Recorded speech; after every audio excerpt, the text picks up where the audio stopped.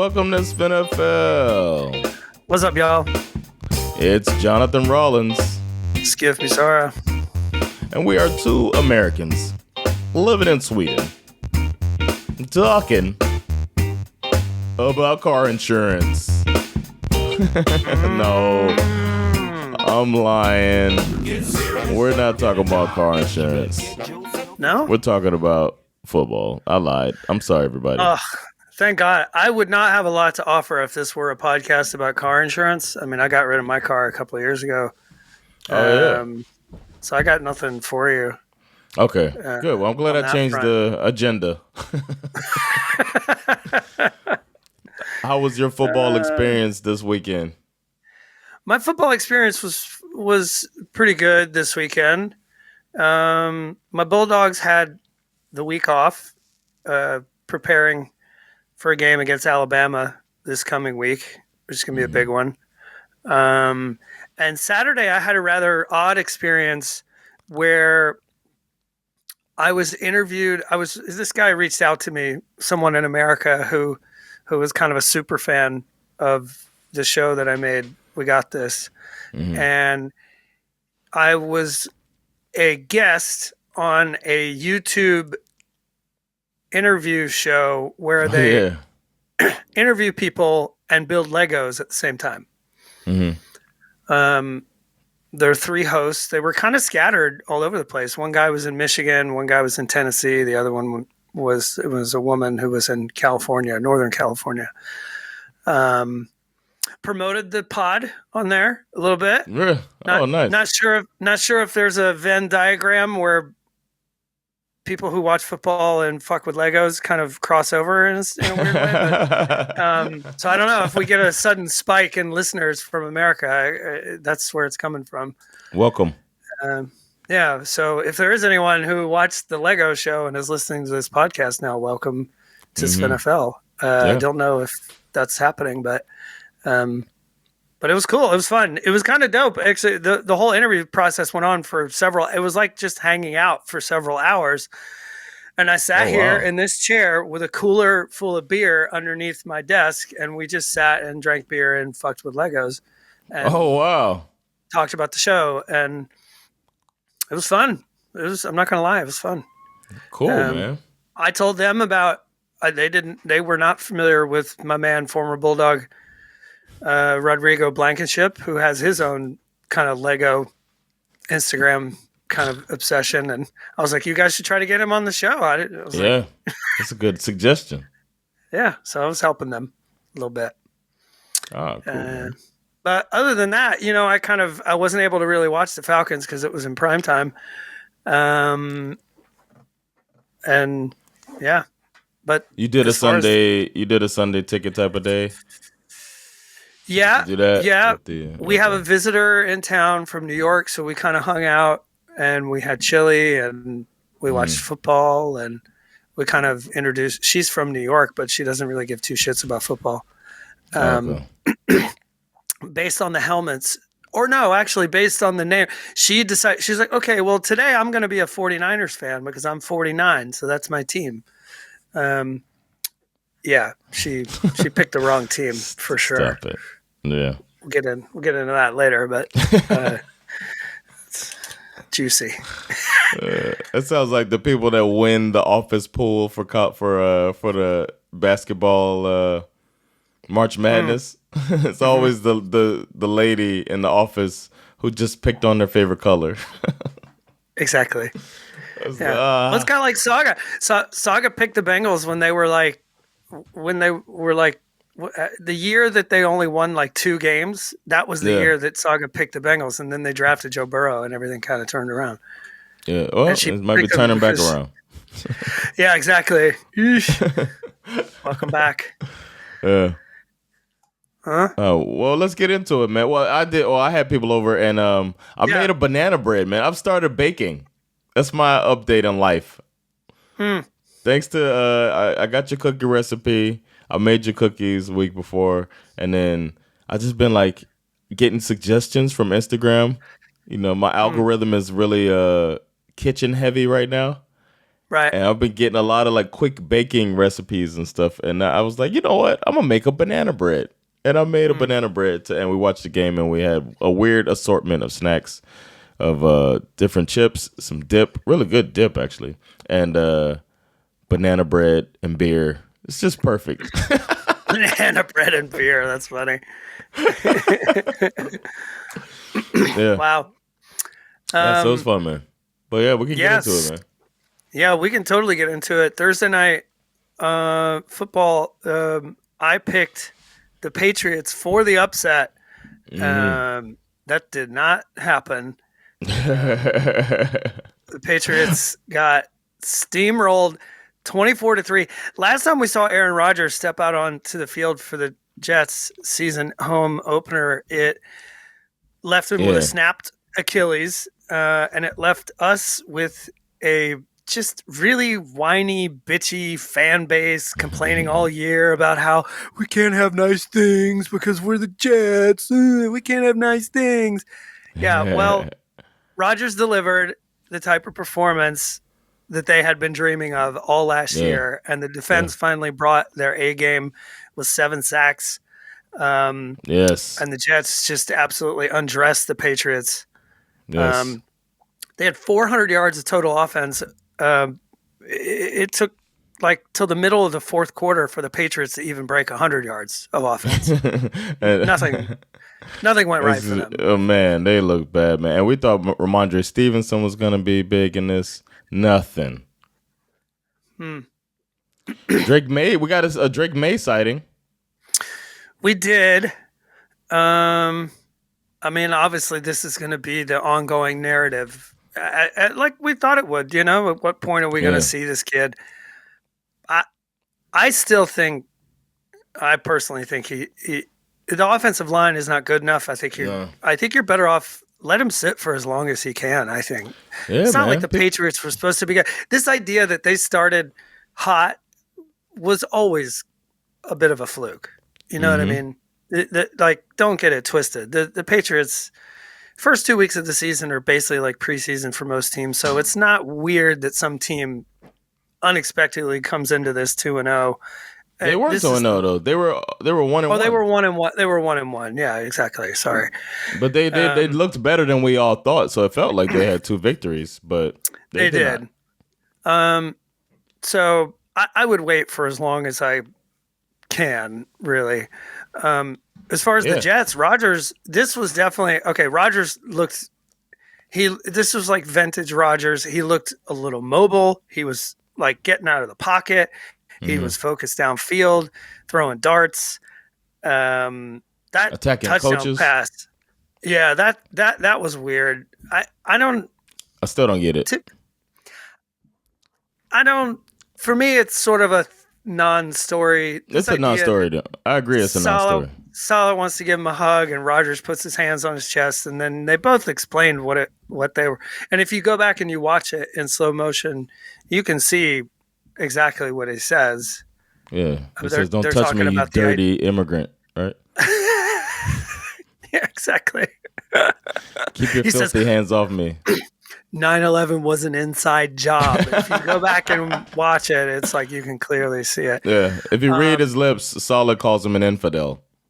Right. So, honestly, I feel like they made too big of a deal about that. Of course, New York. It felt like a nothing thing. Because what really mattered was how well he played on the field. And that touchdown pass that he threw to Garrett Wilson, I mean, talk about throwing a grain of rice through a keyhole. That was a tight window. I thought he looked great. If this is that, and also this, what's the kid? Who's the other? I mean, we all expected things out of Breece Hall, but what's it? Braylon Allen? Is that his name? Allen, yeah.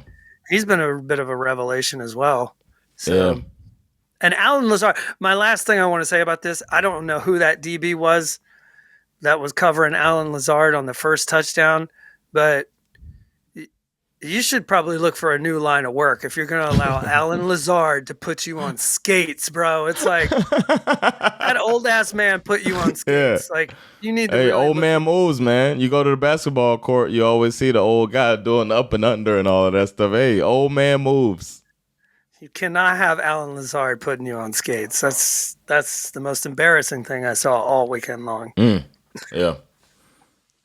What you got for Speaking of embarrassing. I know, right? Who saw this coming, man?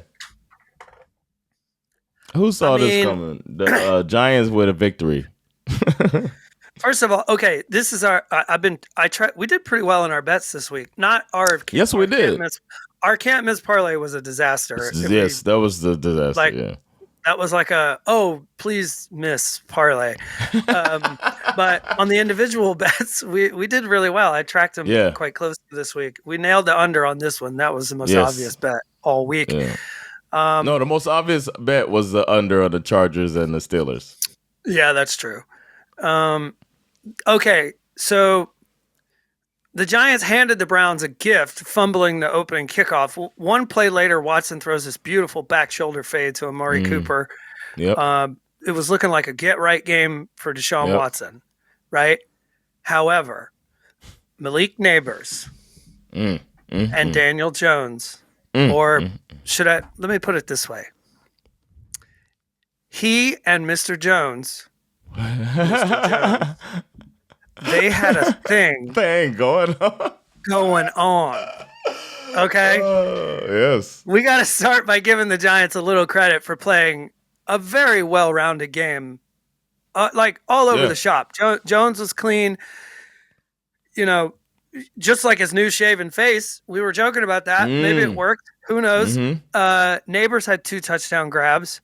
And on defense, I mean, Dexter Lawrence and the rest of the boys, nightmare. Boy, they sacked the shit out of Deshaun Watson over and over to the tune of 8 total sacks. I thought they had a bunch of sisters or something. Like they're doing it for women. Yeah. Hell, even Singletary had a game. I mean, it was just a really well-rounded performance from the New York Giants. And Deshaun Watson, you know, besides that opening drive, which was basically a gift where he got it, but short field just outside the red zone. Rest of the game, he was terrible, under 200 yards passing. Yeah. Once the pressure started to come, he was a hot mess. Yeah, you start seeing ghosts when they start getting you like that. Browns ended the first half with 41 yards of total offense. And 24 of those yards came from that first play, that pass to Mark. Yeah. Giants are back. Even then, they still had a shot to win it in the final minutes. And, because thanks to a missed field goal by New York. And Watson could have been the hero, but the Browns went 4 and out. Yep. Watson threw incomplete passes on the final 3 downs, and that was that. Yeah. And I was rooting. I was watching that because I really wanted us to at least have our parlay to be alive because that was one of our can't miss that we missed on. We had like 4 out of 5 missed. Yeah, exactly. We got literally one thing right in that can't miss parlay. Next is the Packers playing the Titans in a surprising game to me. I thought the Packers couldn't win with Malik Willis playing the way he did, but they are, man, LaFleur, give him his flowers, man. I mean, I don't know. Obviously, it's only week 3, but if I had to give out Coach of the Year right now, I think you'd have to give it to him. Yes, partly based on. I've always been impressed with what he's done thus far with his head coaching career, and this performance through the first 3 weeks has been fantastic. I mean, okay, so Malik Willis said all the right things about how he didn't see this as a revenge game. Personally, I don't really buy that. Regardless, he came out and had a really good day. This was, I mean, we were all impressed that he didn't blow it last week. Not only did he not blow it this week, like he actually just got a little better, which, is always a little suspect when you start thinking about some of these quarterbacks and the opinions that we form about them. Just gonna say that. we'll get to that when we talk about the Panthers too. But Yep. I mean, this guy came out. He throws for 200, a little over 200 yards, touchdown pass. Had a great day rushing the ball as well. Mm-hmm. He still leaves a lot to be desired as like a real starting. Like I don't see him as a starting NFL quarterback, but he did a fantastic job. Probably thanks in large part to Matt LaFleur, to just just don't lose the game, right? Don't lose us the game. Don't go out there and lose the game for our team, which obviously is a hell of a lot more than I can say for Will Levis, right? I mean, this fucking jar of mayonnaise continues to prove me right week after week, throwing another 2 picks. One of them I thought for sure he was going to be better too. I was like shocked. Yeah. One of those picks goes for 6. He also lost a fumble. He also got sacked 8 times. So for those of you, we better beat them next week, bro. Yeah, for those of you keeping count at home, I'm pretty sure that is 8 turnovers in the first 3 games of the season for Mr. Mayonnaise. 8. Wow. Now, I know a lot of you probably don't realize this, and it's not like whatever, you're not going to save your season by doing this, but they do have Mason Rudolph sitting in the wings. And no, let him take his lumps, man. Yeah, but at some point it's going to, 8 turnovers in 3 games. You got the rest of the team to worry about.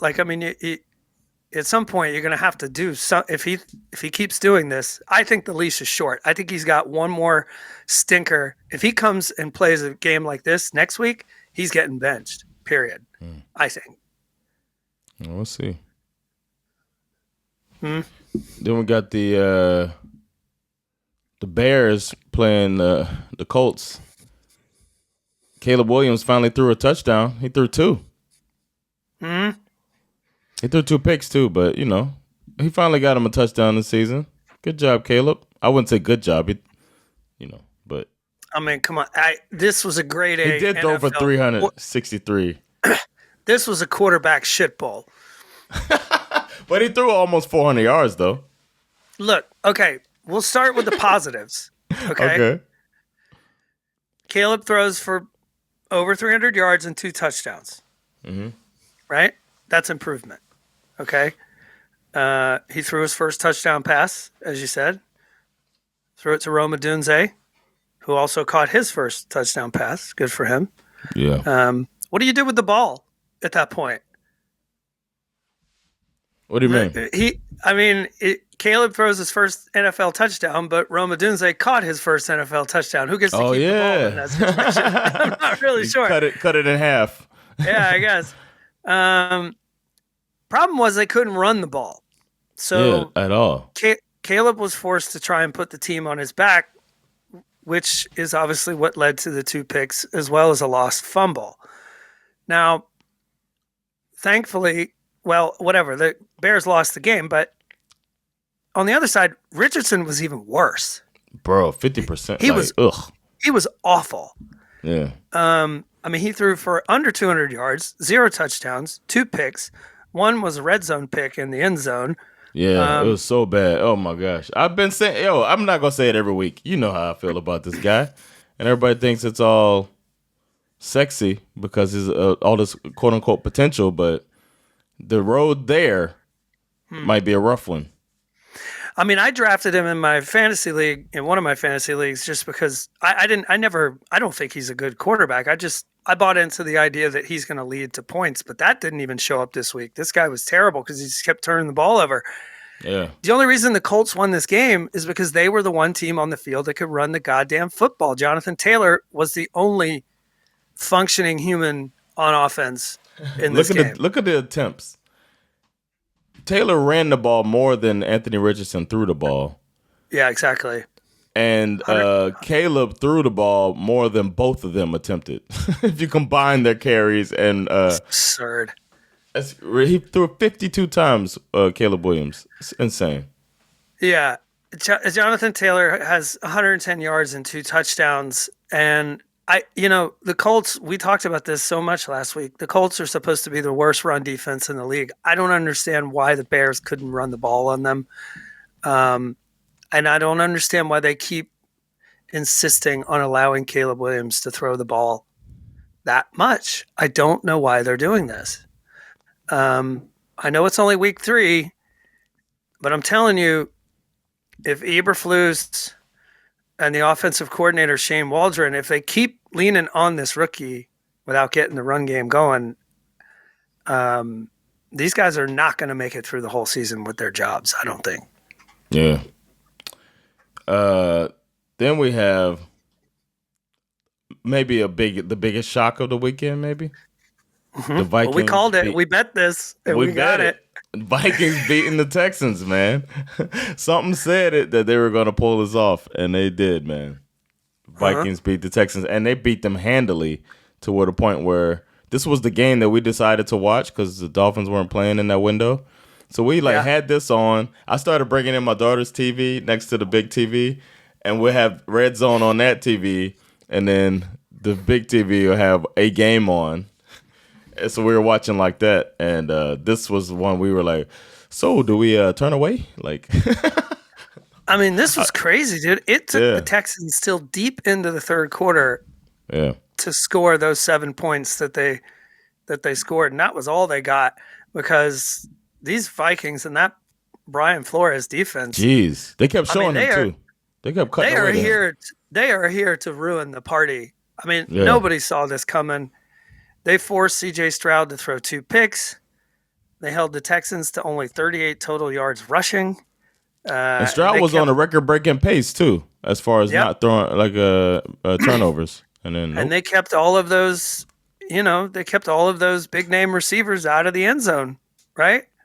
Yeah. I mean, Sam Darnold only threw for 181 yards, and yet he still somehow managed to throw 4 touchdown passes. Great field position from some of the turnovers, obviously, but also I think it had a lot to do with Aaron Jones, who had his best game as a Viking so far with over 100 yards on the ground. Nice touchdown run as well. He's got to be feeling really good about himself because they play the Packers next week. So Aaron Jones revenge game, going back to Lambeau Field after a performance like this, and you're coming in with that defense and this offense is humming, and I mean the Texans got humbled, man. Yeah, they did. Maybe it was something they needed that they can grow from after this.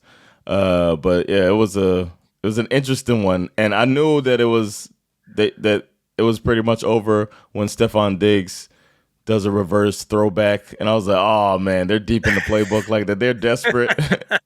The play worked, but I was like, the fact that they ran that play, they're looking for something different. So, I got a soft spot for Brian Flores. Yeah. I wish he had a soft spot. He could still be our coach, but he just too fucking hard. So, just relax, Brian. Speaking of humbled, let's talk about the New Orleans Saints. We called this too. Under the under. We're like, there's no way the Saints are gonna keep putting up points like that. Let's go. And they came back to earth. This game was 0-3 in the middle of the third quarter, and I was like, "Oh hell yeah, we got this!" Yeah. And that is pretty much. I mean, this game, it could have gone either way, to be honest with you. But as soon as Saquon popped that fucking 65-yard run to the house, you kind of felt like, okay, I see where this is headed now. He ran all over the Saints. All over the Saints. 147 yards, 2 touchdowns. He had such a terrible week after what happened to the Eagles against the Falcons. You knew he was just ready to go. And Dallas Goedert, for Christ's sake, this guy moving the chains. 170 yards for a tight end. That sweet one-handed catch. Well, he had that huge play too, man. Where he just rumbled almost to the end zone down the left sideline. So that was a lot of that. But man, I was impressed by Dallas Goedert. Yeah, Derek Carr, on the other hand, him and his Saints turned into a giant rotten pumpkin after taking the league by storm the last 2 weeks. Kamara and Olave had decent days, but the Eagles D came out. I mean, they knew they had something to prove. They knew they had to shut down the Saints. I think it's kind of funny how they won the game. They won the game kind of in the same way that they lost last week's game, but like in reverse, right? Saints took the lead. Eagles put together a quick drive to take the lead back, and then the Saints had plenty of time to go down the field, and then Carr throws this dumb punt of an interception, and that's the ball game. It's almost like a mirror image of how the Eagles lost the game last week. Yeah. Shout out to my boys too, both of them former Bulldogs, Jalen Carter, Jordan Davis, held the line, snuffing out the run, including a massive turnover on downs after the Saints had a blocked punt that I thought was going to flip this game on its head. The Saints put it all on the line, went for it on 4th and 1, gave the ball to Kamara. Should have. I mean, obviously, you think you're going to get it 4th and 1, Alvin Kamara. That's easy. But my dogs, who are now Eagles, stepped up and said, "No, sir."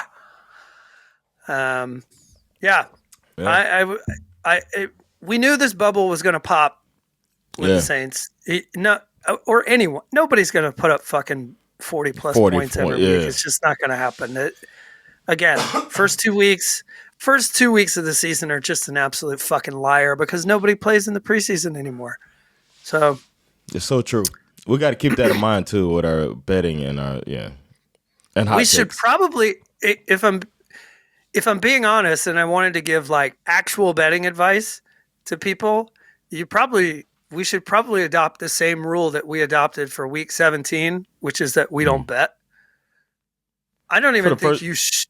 I don't think you should bet for the first 2 weeks of the NFL season. You know what we could bet though? What we won on, because we did a lot of overs and unders this week.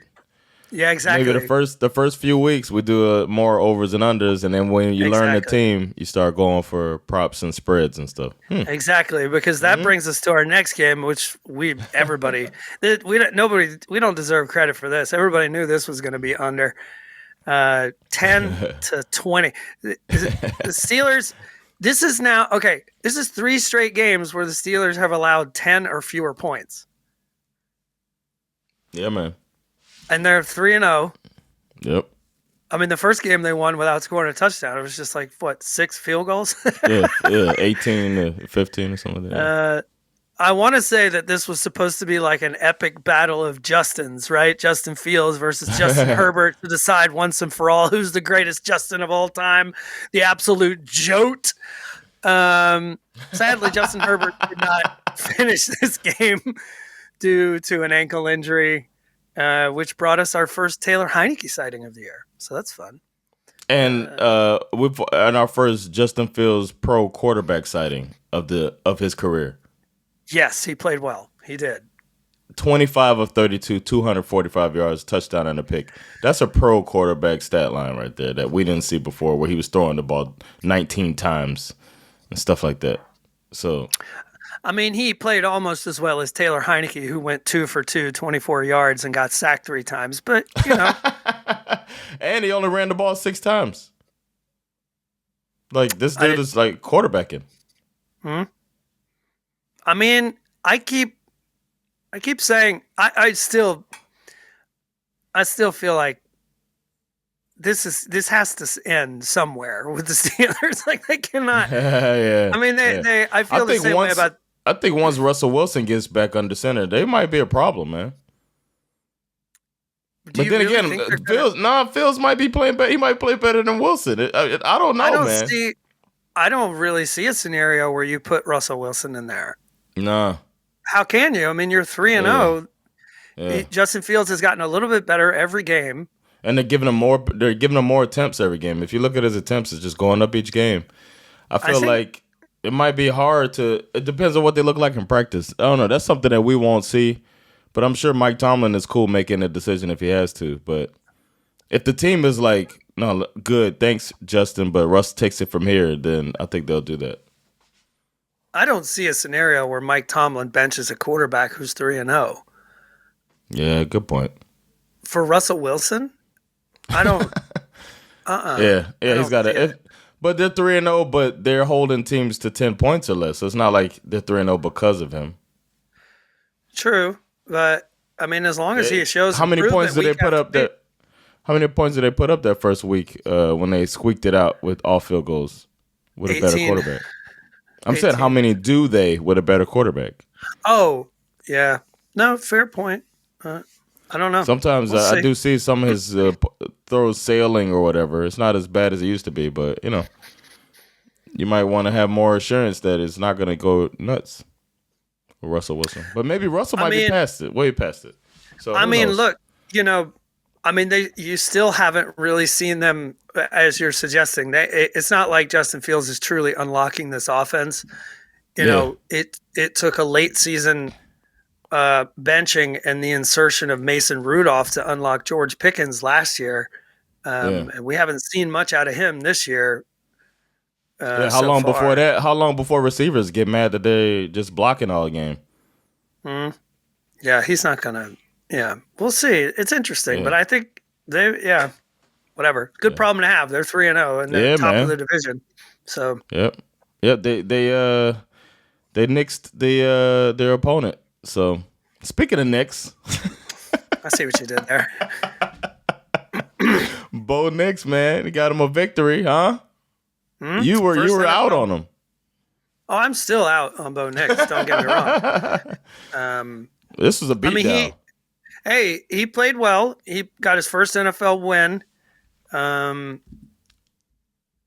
He did not throw any touchdown passes, but he also didn't throw any picks. He ran for 47 yards and got a rushing touchdown. Moved the ball really well. This is the Broncos' first game where the offense looked pretty functional. Yeah. But, let's not get too crazy here because, I mean, this was really Denver's defense that just came in and just shut the door on the Buccaneers. And just hit him like a buzzsaw. They sacked Baker 7 times in this game. Yeah, he's they had one pick. They had a forced fumble. That's the second time when Baker's been running for his life, except for they come pull it out this time. Patrick Surtain is a true shutdown corner. He just eliminated Mike Evans from this game. And Godwin played okay. He had a touchdown, I think, but honestly, the defense. Let's not. Bo Nix, you won your first NFL game, but you did it without throwing a touchdown pass. So there's still some bars you need to. Man, this is uncalled for shade. Oh, my shade has history with Bo Nix, so I don't see. Jeez, he's not a serious person to me yet. Speaking of serious people. we Costanza's that bet. We thought it was going to go over 41.5. That was one of the few that we got wrong. Yes, we had. Yeah, there were lots of serious people in this Panthers Raiders game. How about that? Panthers win. We called that too, didn't we? Yeah. Actually, what'd you pick on the? Because we had some asterisks. That's true. I think this was my asterisk. It was your asterisk. Yeah, I knew it. I believed so much in this that I was just like, what's funny? When we picked this game early in the week, I wasn't feeling that, but as the week went on, I was like, hold on a second. I started to come around to this idea that this might have the same logic that we usually apply for the coach fired thing. Yeah. There's a lot of interesting takes about this game flying around at the moment. Okay. Like what? Every week, when the week is over, you start seeing these articles like week 3, winners and losers. And one of the things that I saw on the list of losers was people whose take was, the people who were supporting Bryce Young claiming that no quarterback could make this offense look functional because the Panthers are the ones who have mismanaged this thing so poorly. Now, I don't know if I completely agree with that, because it's not like I expect the Panthers to suddenly drop 36 points on everybody, for the rest of the season. I personally think that this is really more kind of like the coach fired bump. The players are extra up for this one. And nothing's on tape for the other teams. Right. But, we were treated to the matchup that we were all waiting for: Gardner Minshew versus Andy Dalton, a game with elite level facial hair, for sure. The shots of Bryce Young on the sidelines as he watched Andy Dalton, the Red Rifle, throw for over 300 yards and 3 touchdowns, kind of made you feel bad for it. Like, if you wanted to explain to your child who doesn't understand the concept of humility, like, that's all you got to show him. Like, that was it. You know what I mean? Oh, you don't understand humility? Watch this. Watch this game. All around great day for the Panthers, who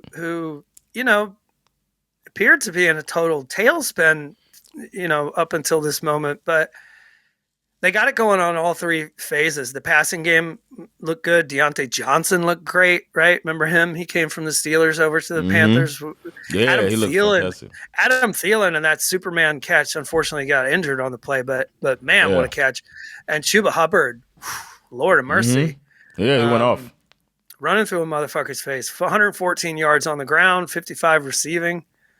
Defense came to play too. Minshew was average at best.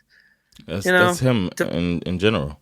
I think the Minshew experience is a little, I haven't, it's been a little interesting. The coach for the Raiders is getting a lot of attention for something he said in his post-game presser regarding some of his players making business decisions. Kind of insinuating that perhaps some of his players weren't trying hard enough. He's a former player. Yeah, I mean, don't forget. This is I called this before the season started. It's about to be. I'm sorry, Raiders fans. It's about to be a long one, because they shouldn't have hired him, man. He wasn't ready to be head coach, and this reminds me of when the 49ers brought in Mike Singletary, former player, passionate defensive coordinator or defensive linebacker coach, whatever he was, and then they promoted him to head coach. They kept him around, and rumor has it he took his pants down in front of the locker room, in front of the whole team. Like, that was like one of his motivational things, I guess, to show humility. I don't know why he did. I can't think of why he would do that, but they said that, and it was just like the team like fell apart, and then Jim Harbaugh came in, and they had a real coach with that talent, and then took them where they needed to go. So was he trying to show him how big it was? I don't know, man. But I remember at the time I was just trying to figure out what part of leadership would that be where I exposed myself to the team. Yeah, I guess to look vulnerable. I don't know. Well, you'd really have to explain that one. Yeah. Maybe he pulled it down to show him how small it was, just to... Right, I was thinking that could have been it. Like, I'm Mike Singletary. I'm a Hall of Fame player, and I got a little dick. So go make a tackle. That's so weird. It's so strange. But, like, that's what I'm saying. It's like, it's all... The rah-rah stuff can only take you so far, and I feel like... I don't know much about Antonio Pierce, but he's so kind of fresh from playing that I feel like the rah-rah, like... but then it worked for Dan Campbell, so I don't know if they have the patience to go through it, but it's going to be a tough one, man, for the Raiders. I just don't believe in them. Speaking of having their pants pulled down, that brings us to your Dolphins. Man. Oof. I watched this game. The crazy thing was it started off nice. Like, it was like, okay, we could play with these guys. And then you got to see the offense or lack thereof. And it was just like, are they playing with 9 players? Like, is it 11? Like, it's like it was.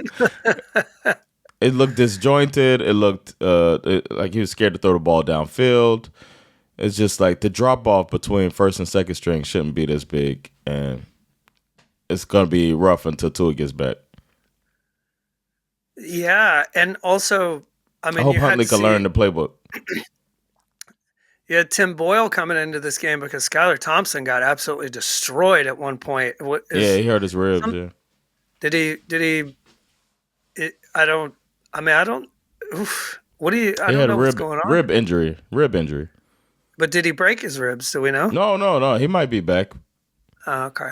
but Boyle played better than him.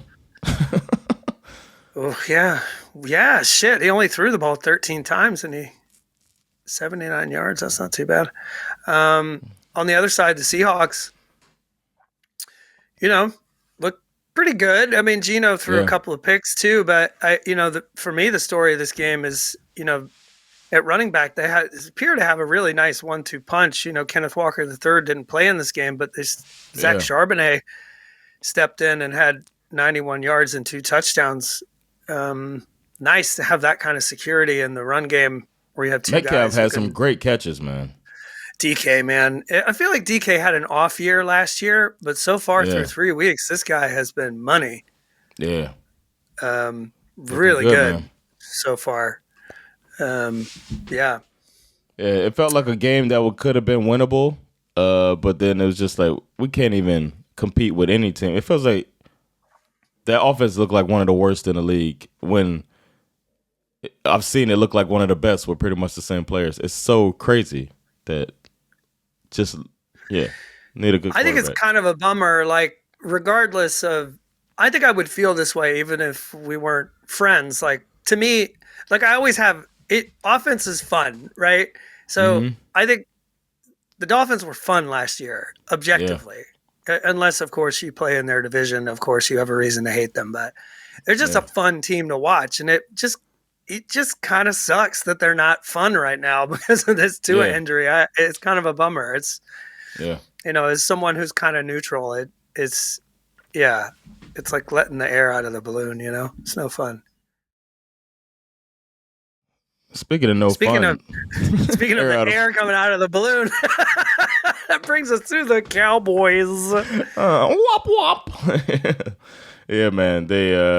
I watched this one too, man. This was another one that I was watching, and oof. This is another bet that we nailed, by the way. Lamar under 30.5 passing attempts. Yeah, man. Well, we knew they had to run that ball, and they did run the ball, and it came to fruit. He only threw the ball 15 times. I didn't know it was that low, but we knew they were going to run it. Derrick Henry ran the ball 25 times, and damn, does he look good in that offense, man. Both of them in the backfield. He looks good in that offense. He looks good in that purple. It sets up Lamar to run, too. Yeah. When he fakes it to Henry, almost everybody has to jump on that because you got to get a head start if you're going to try to tackle him anyway. And then Lamar's just coming around the outside. It was great. And you know what he did that I like? The fake screen draw. He turns all the way around before handing the ball off. But they have a screen set up on the side. I like that because I think Tua does a lot of ball handling before. Like he does a lot of moves and stuff with the ball handling, and I feel like I haven't seen it as much with other quarterbacks. And then Lamar, that was really cool. The fake screen, spin around, and then give it to Henry, and now you got Henry coming at you full speed from the draw. I like it. I want to see more. Look, the Ravens tried to blow this lead again. Okay? Yeah, they did. But this time they managed to hold on, thanks in large part to Derrick Henry having what was easily his best game as a Raven so far. He had the 2 touchdowns, 151 yards. That filthy trademarked Derrick Henry stiff arm where he just pile drove that dude's head into the center of the universe.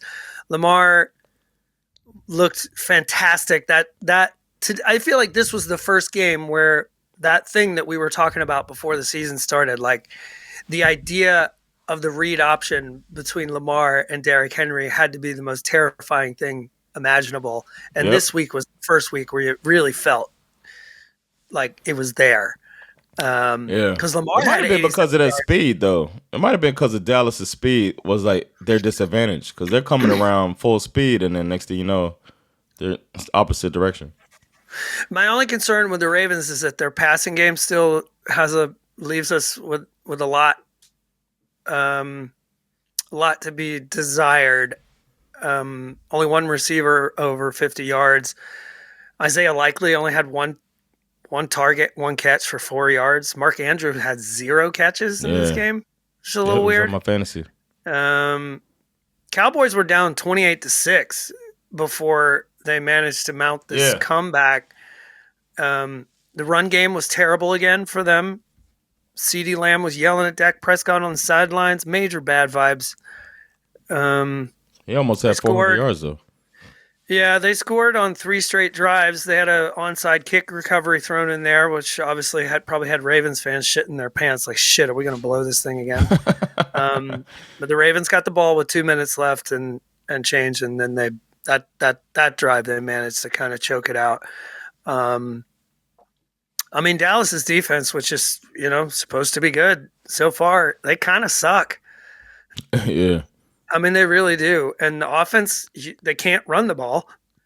And they don't have enough depth at wide receiver behind CeeDee Lamb to scare anyone. So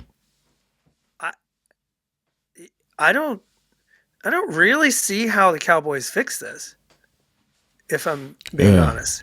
They got to do a Shanahan and get a mid-season trade type of thing. But I don't even – who the fuck is out there? Who could they – trade, they can give up some stuff, some defensive pieces, and bring in a receiver. There's stuff you could do before the trade deadline. I just wish the trade deadline was later. Yeah, it'd be nice. But Cowboys not looking good, man. But Dak looks good. Yeah, sure. Sometimes I was like, man, I really like watching him play. I thought that as I watched the game, like, man, it's fun to watch. He's a fun quarterback to watch. The another surprising victory. We thought the Rams were too depleted. I think I lost my thing because of this. My survivor. Because I thought the 49ers would definitely win this game, and then here I am. We also thought this would be under 44.5. We got that wrong. Yeah. That was one of them. Yeah. Who is doing anything for the Rams? I didn't see much of this game, but like, what the hell is happening? I didn't see this coming at all. When I went to bed, this game must have flipped in the second half for sure. I mean, Jawan Jennings had 175 yards and 3 touchdown passes, but Kieran Williams on the other side said, "Oh, I see your 3 touchdowns. I'll match them with 2 on the ground and 1 in the air. And just to make it more fun, I'll actually do a flip over your goddamn that was defender." so cool. It's like, the flip 6, this motherfucker. Like, at first I was like, oh, he got hit and he flipped. He's like, no, that was a choice. He chose to flip over that man. It was fantastic. Yeah, it's crazy. That being said, I mean, we shouldn't be that surprised that the Rams overcame a 14-point deficit. I mean, Kyle Shanahan is still the coach of the 49ers, isn't he? Isn't he still coaching the 49ers? Man, I don't have the soundboard with me. Yeah, he's still there. He's still there, right? I mean, blowing a 14-point lead, that doesn't seem out of character for him. Am I right? Man, yeah. But you're right. That being said, shout out to fucking Sean McVay. Talk about onion hanger, down 14-0, and he runs the fake punt. It's like, man. And He's also, shout out to the rookie punt returner who set up the drive for that game-winning field goal. Xavier Smith, undrafted out of an HBCU, the Florida A&M Rattlers. He played for in college. First time he ever touches the ball in his entire NFL career. And what was it, like a 30-yard return? Got it basically to midfield. And then, one or two plays later, they're set up to kick that game-winning field goal. And that's like, I mean, very cool for Xavier Smith. Good job. And the sideline, you could see how hyped the sideline was. Yeah. When he did that, man, you could feel the whole team just got electrified. It was like they were just, that was beautiful. I love it. Yo, my special number of the day, 1 and 2, 1 and 2, 1 and 2. And then 3 and 0. That's the records of the NFC West. Their teams are all 1 and 2 besides the Seahawks, who are undefeated at 3 and 0. That's crazy. Yeah, crazy. Who would have saw that coming? Not me. But what we haven't seen happen in a long time, I saw the stat that after the Dan Campbell Lions lose a game, they don't lose again. pretty much. And we kind of rode that in with our bet for them of them winning this game because we're just saying like they're just not gonna lose. Yeah, and we with the bet we bet the under. We zagged when everybody else was zigging or whatever, and we were like, it's not good. No. How many times did they tell you like, oh my god, this one's going to be an offensive explosion, and barn burner? Yeah. So it wasn't. It was 20-13. Lions get the win. Kyler Murray, he's been hot through the first 2 weeks, but the Lions managed to slow him down just enough to snatch this win on the backs of a downhill David Montgomery performance. Gibbs looked nice too. That hook and ladder TD, the catch by St. Brown, pitch to Gibbs, take it to the house right before the half. That was sick. They got in their bag on that one. And Goff, to his credit, I mean, he started the game hot. He was like, I think he threw 14 or 15 passes before he finally threw an incompletion.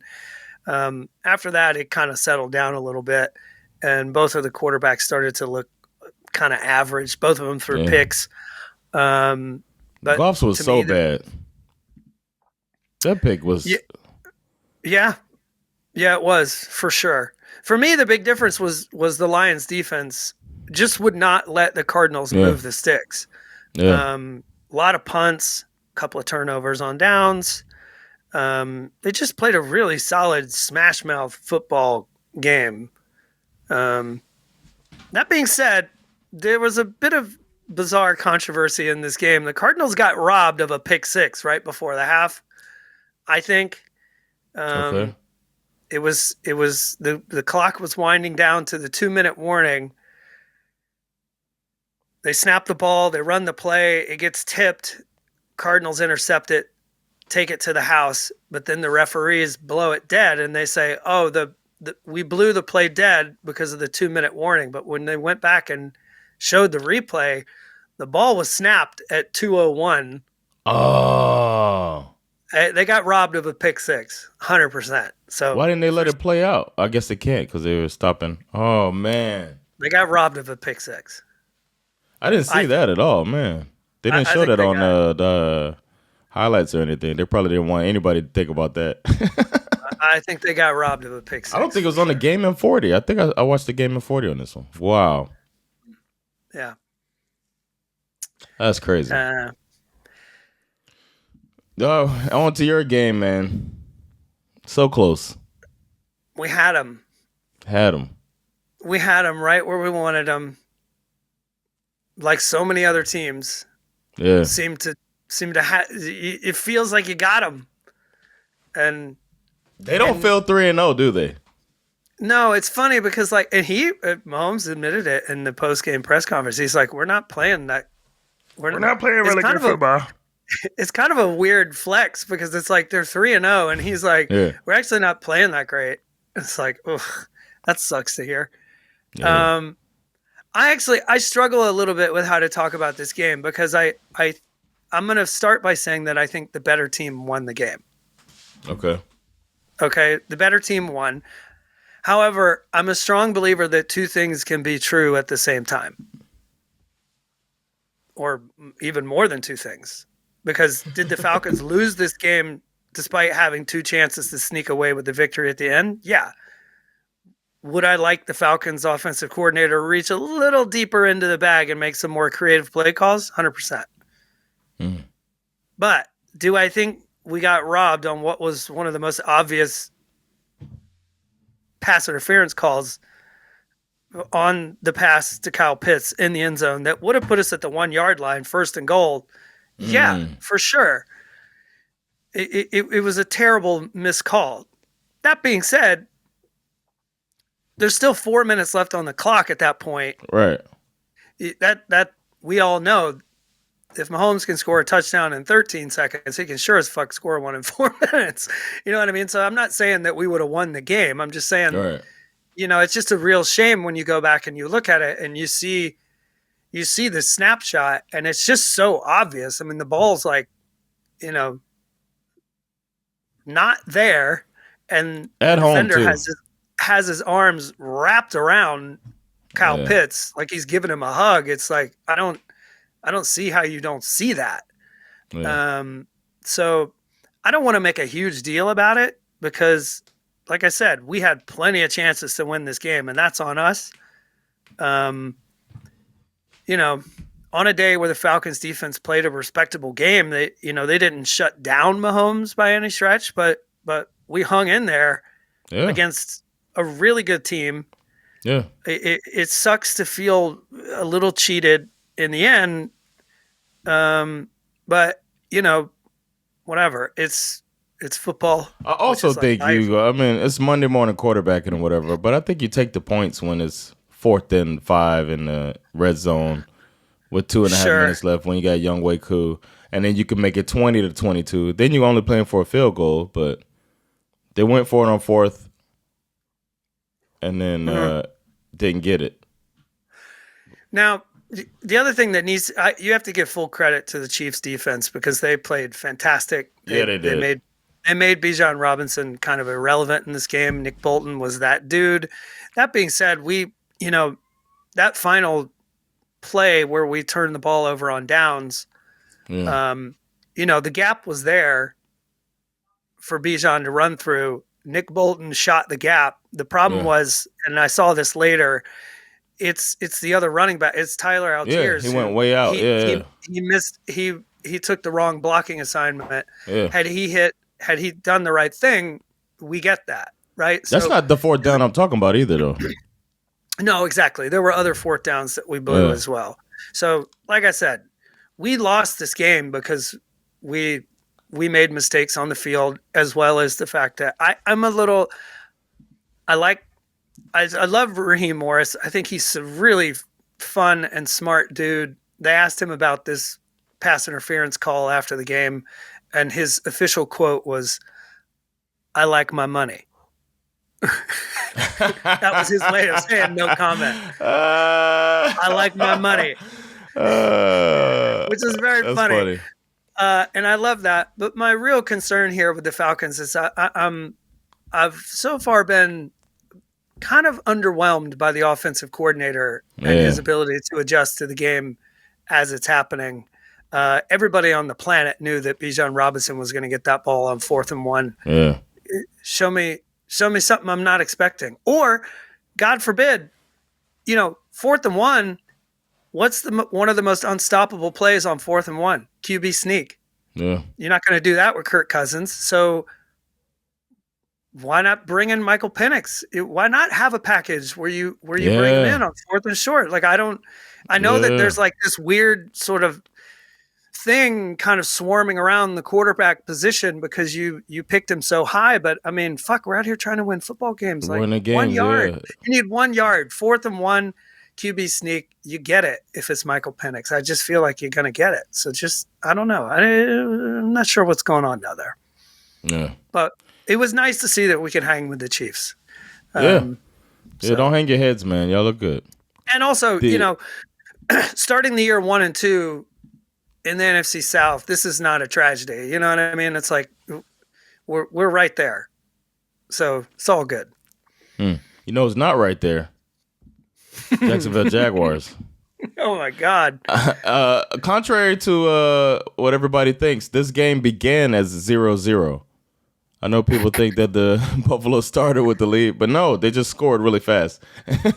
Buffalo scored on 5 touchdowns in a row. Just came out. Pop, pop, pop, pop, pop, pop. It was crazy, man. They beat the shit out of them. I was not surprised that we got an actual. I'm so mad I didn't go to the studio. I should have gone to the studio just for this game because we got Return of the Mac. We got to see Mac Jones come in the game. Mac Jones comes in the game for one play. Right, no, on his first play, he gets the snap, he gets sacked, fumbles the ball, and Buffalo gets it. I was laughing so hard in my living room. And I hate the Bills. I wish ill upon them. But the game was already over, and Mac Jones comes in and fucking made my night. I loved it. But Trevor Lawrence, oh man, I don't know about this guy, man.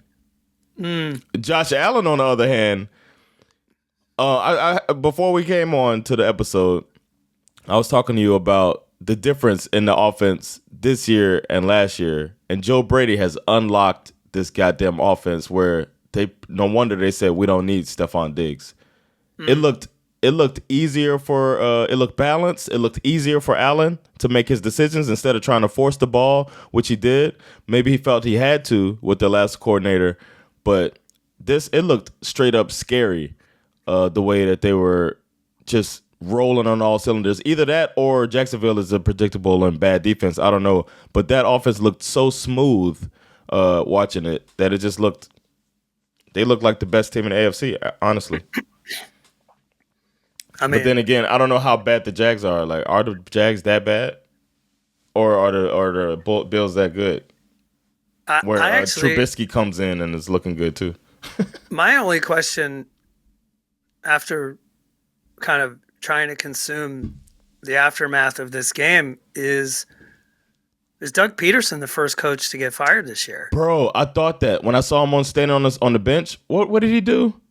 He did some boneheaded thing. Because he wasted some timeouts on defense. I always think that's a bad sign. I forget what he did, but he looked like egg on his face. He had that look like, I'm about to lose my job. That was the look he had. It's bad, man. He might be, Next week, they play the Texans. Week after that, they play the Colts, right? Both division rivals. Given the 0-3 start. Yeah. When's I know it's early, but I don't know. I'll look it up now. I mean, I realize it's early, but those two games, I'd put them under the category of must win. Oh, their bye week is after their Lions game, which is probably going to be a loss as well. They got a late bye week, so they're going to have to fire him. If they're going to do it in season, they got to do it. Oh, man. Because they played these two games, right? These two back-to-back division rival games, and then they go to London for 2 weeks. So, I mean, this could. I mean, and you know that the Texans are coming off a disappointing loss. The Texans are going to be looking to get right. I fully expect the Texans to beat the living snot out of the Jaguars next week. Colts is obviously a winnable game because that team is just not functional with Anthony Richardson. It's just Yeah. But if you lose both of those games, you start the season 0-5. Yeah. And the bye week's not till week 12, man. I don't. That's Doug Peterson is suddenly on a very, very hot seat, in my opinion. I'm wondering if Mike Vrabel is over here like talking to his agent. That's a good point. Yeah, I can see that. Mike Vrabel talking to his agent right now. Or our boy Chucky. He might never come back to the NFL. We didn't bet on this game. However, my suggestion, my gut feeling about this game was Bills cover, and they did. They did. I would have got the next game wrong as shit. That's for sure. Actually, my bet for this game would have been Jamar Chase anytime touchdown. Oh yeah, that was going to be good. Yeah. We talked about that. How Chase was going to go off, and he did. I told somebody to bet on Chase because he's going to have a good game, and he did. He had 118 yards, 2 touchdowns. But the Commanders pulled it off, and Jaden Daniels looked great, and Dan Quinn looked like he's got everybody rolling over there. All they need is a couple drafts. It feels like they're gonna just start going. I had that feeling like it looks like a team that's on the rise, but it also felt a little bit like 2 years ago the Giants. We had that feeling about them with the new coach in there. So, and we see what they're looking like now. So I don't know. Bengals, another 0-3 start. I think it's time to hit the panic button in Cincinnati. It's weird because Joe Burrow. Like, they were like down the whole game. It's weird that their defense let them down. Burrow has 324 yards, 3 touchdowns. He was 29 for 38, no picks. They ran for over 120 yards or so. I don't know, man. Yeah, their defense letting them down was not. It's not in the cards for me. I didn't expect that. Was not what I thought was going to happen. I mean, these were obviously 2 former LSU quarterbacks going off against each other. Oh yeah. But Jaden Daniels got the better of him for sure. Yeah, he did. To me, the big difference here is, and we talked about this a little bit off mic as well. I think we're entering into a period where running backs matter a little more than people have been willing to admit. This idea that the Bengals are going to be able to win football games with a combination of Chase Brown and Zach Moss, who last year was like a dollar store version of Jonathan Taylor. I don't think that's going to win you football games. No, that might have been the difference. Yeah, they also missed a field goal, and there was a pass interference not called on a 2-point conversion. It took away. It was an obvious pass interference. It's like the one you're talking about with Pitts. It was that type of thing, and they didn't call it. So that was 5 points, and they lost by 5. Oh wow! So yeah, that's a rough one. But you shouldn't be down. They were down big in parts of the game, and they fought their way back and just couldn't pull it off. The bad news for the Bengals is that they're kind of back where they were last year, where I have faith in them to be able to, turn it around and win football games for the rest of the season. But the problem is that now you've kind of eliminated your margin of error. You just really can't afford to lose that many more football games, and you haven't even really you got to win the games that you're supposed to win, and you were supposed to beat the Commanders. You put up 33 points on the Commanders and you lose because you give up 38. It's like, what's going on here? I don't expect the Steelers to keep rolling. I think in the end we're going to be right. I think the Ravens are going to pull their way up to the top. I think so. Browns are kind of out of it, I think. Yeah, agreed. Who's your real MVP? My MVP is Brian Flores in this Minnesota Vikings defense. I mean, they're just taking the league by storm. The Vikings were supposed to be an afterthought in 2024, but O'Connell, who deserves credit for making Sam Darnold look like this year's Joe Flacco, but Flores has got these boys flying around, conjuring up that old, purple people eater vibes from the 70s. I mean, for years, the Vikings they've been that team that either barely wins or barely loses one-score games.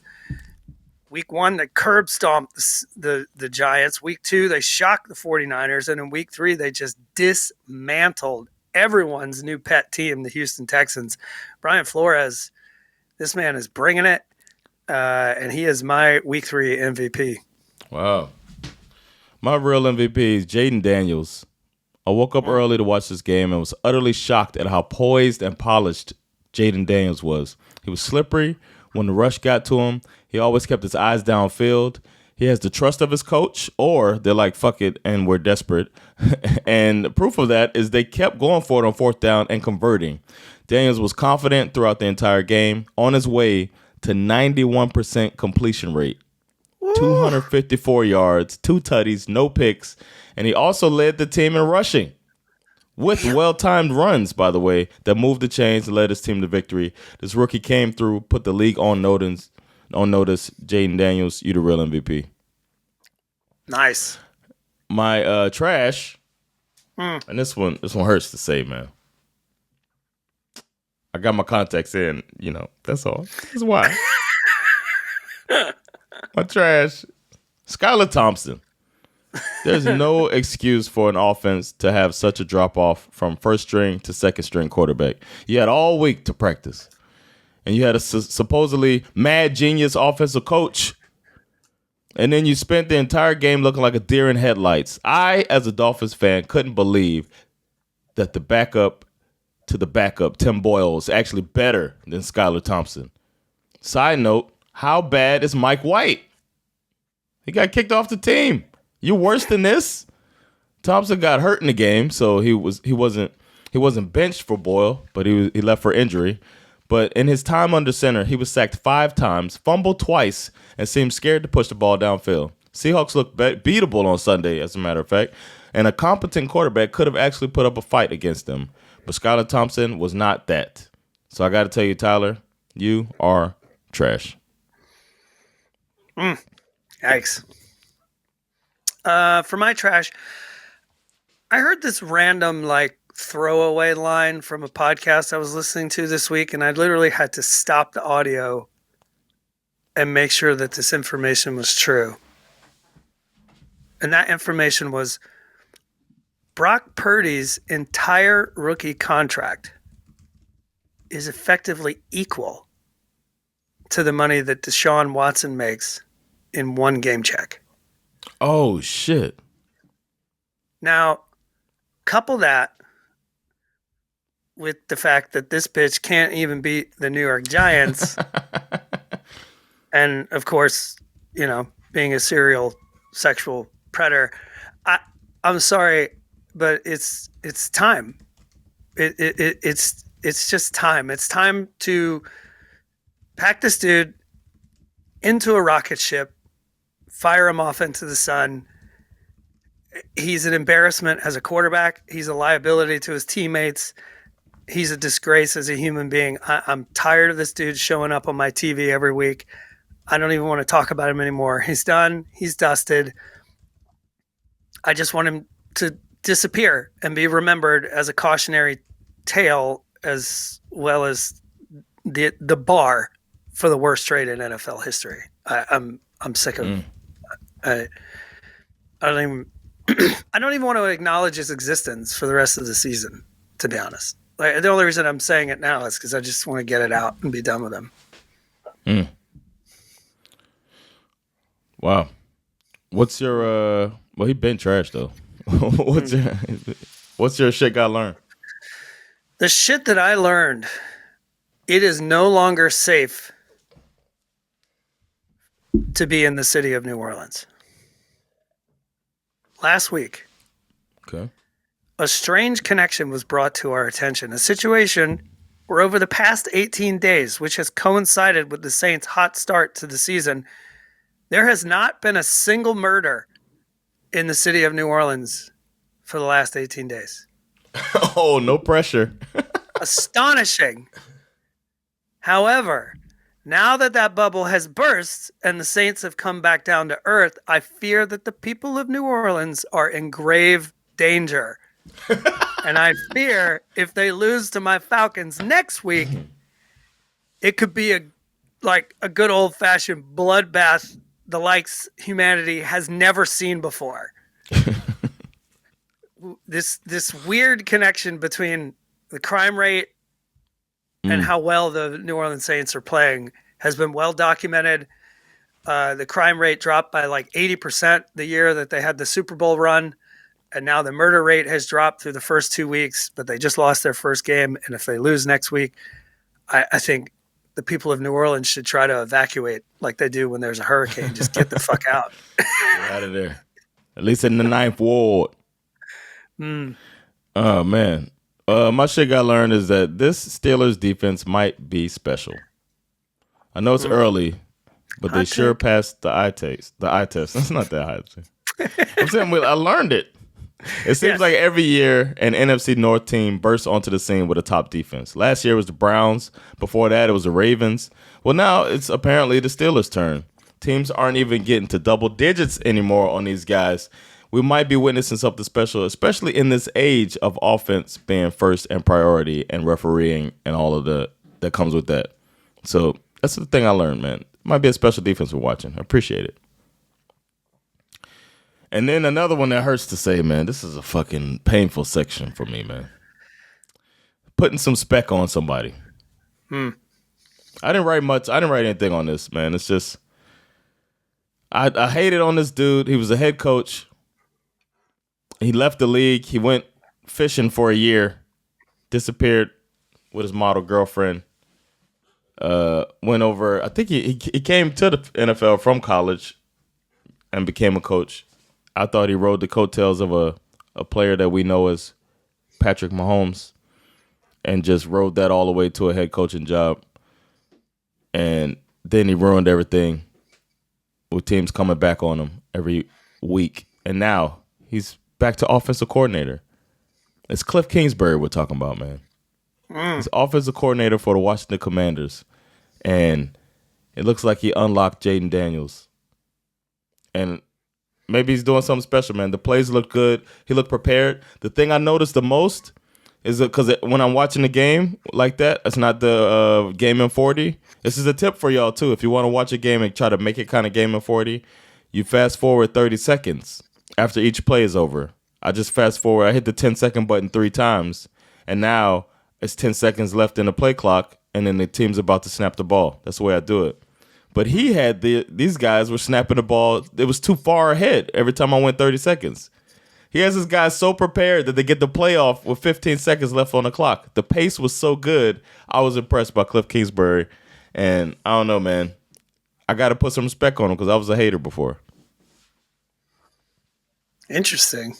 Yeah, man. I think about how fast they're running the play because that makes me think back to before the Bears game started. They said that Caleb Williams was going to wear the armband so that he could get the play quicker. Mm-hmm. I'm like, okay, who's the better quarterback? The guy who can run the play in less than 30 seconds or the guy who needs a fucking armband? Like, who's... And it was going, and he makes the decision quickly, and then he on the run, it was like, man, he's prepared. He seemed very prepared as a quarterback, and that's half the battle. And then he's got the talent. Interesting. Go Cliff. Wow. What you got for? I'm gonna put some spec on Andy Dalton, the Red Rifle. Sometimes I almost did, Andy. Yeah. Sometimes we've joked on this podcast where we call him the Red Water Pistol. But for week 3, this dude stepped into a dumpster fire, and perhaps a water pistol was exactly what was required. To be honest, I mean, this guy steadied the sinking ship, gave those Panthers fans hope that perhaps their season is not over just yet. It is. Will he level off and return to reality once he has to face a more functional football team? Probably.